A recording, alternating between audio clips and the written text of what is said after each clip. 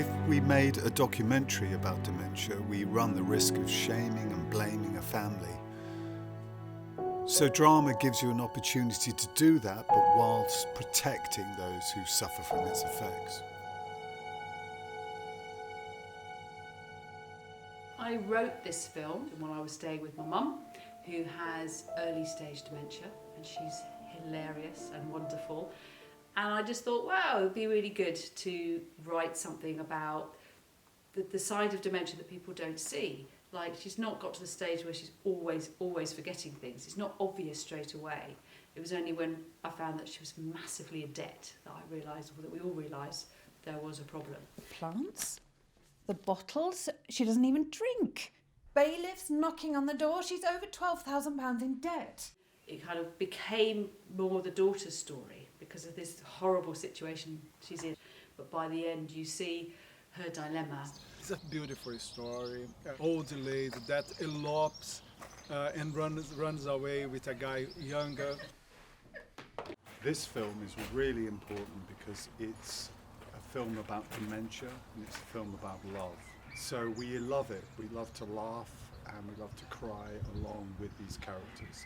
I think it's interesting to show this kind of drama because you're looking at a lot of topics that aren't really discussed in mainstream media, things like dementia, old people having relationships. That's a big one for me. We all forget that old people get lonely.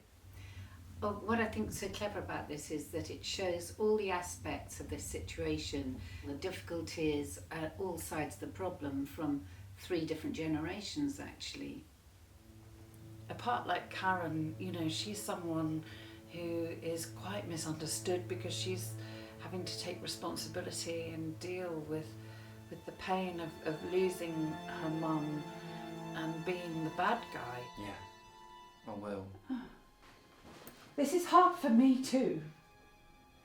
The truth of the experience that you have, that you can draw on as an actor, is what brings truth to the screen.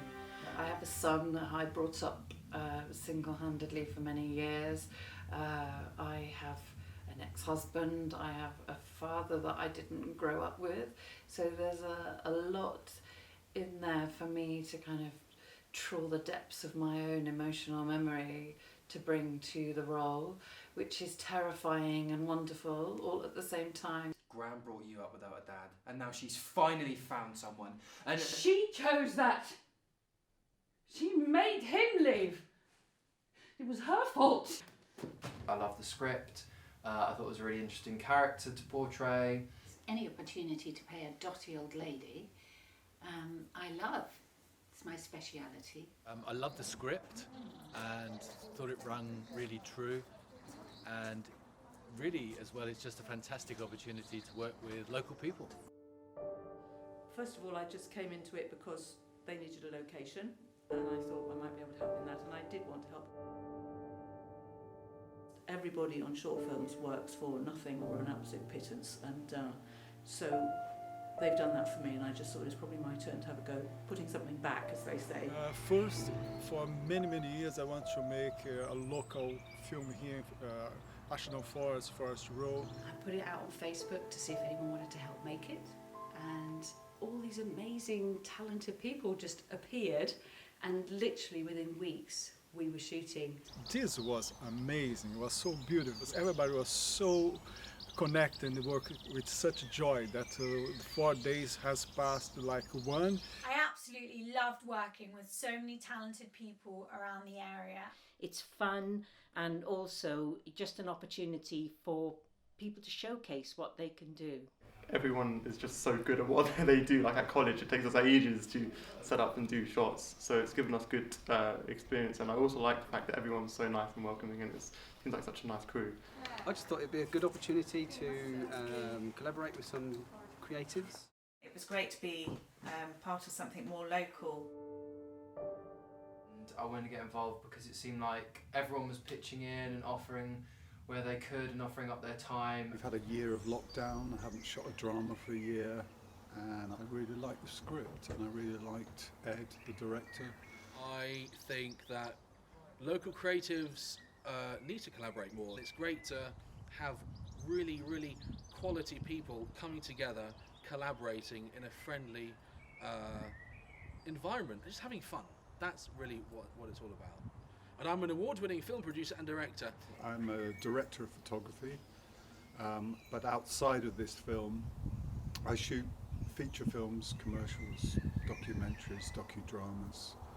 But I also mentor young offenders with a charity called A Band of Brothers. I teach at Brighton Film School. I've shot Grammy-nominated films. I have 22 awards, so 22 wins, and more than 150 nominations. As a filmmaker, I started as an actor first, and in Brazil. My first short I wrote was accepted by the as a digital short by the Film Council. It won funding to be made, so that was really exciting. So I've got Raphael coming up the stairs looking at me. I'm a painter, writer, voice artist, actress. I can't do it whilst you're looking at me. Have done several plays with Bare Bones Theatre Project locally, and have done lots and lots of short films, some TV, music vids, commercials, and I'm in a Netflix film that comes out next month. What can a tractor turn into? What? A field. As Ruth Driscoll, I'm not an actor as such. I actually run my own business, which is called The Life Liberator. I am a plasterer. I spend most of my spare time doing this kind of stuff, filming and being parts of projects. Outside of this short film, I work in reality TV in London as a camera operator and an editor. And I've also just started out working as a freelance videographer. So my roles I've been doing running, so fetching teas, coffees for the staff and crew. I'm an actor, a photographer. By the way, their coffee was excellent. I've won some awards for some short films, and I was also in the 4-time award-winning film The Bastard Sword. Guys, these guys rock. Thank you. We're the best runners that you ever have on the film. I'm a freelance makeup artist, wanting to look more within TV and film and productions that really make an impact on people's lives. Quite a few members of the crew, as I believe, including myself, our grandparents have had dementia.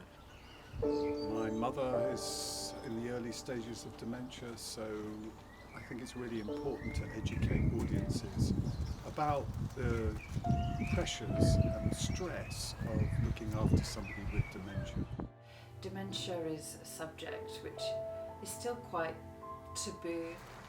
I think it's really important to look at subjects like this because dementia is a reality for a lot of people. It focuses in on, the real human impact of living and trying to love someone with dementia. Any film that shows the problems that can be faced by a family and how they are able to deal with them in a kind way, because the challenges are so enormous, they must seem unsurmountable. It's a huge epidemic.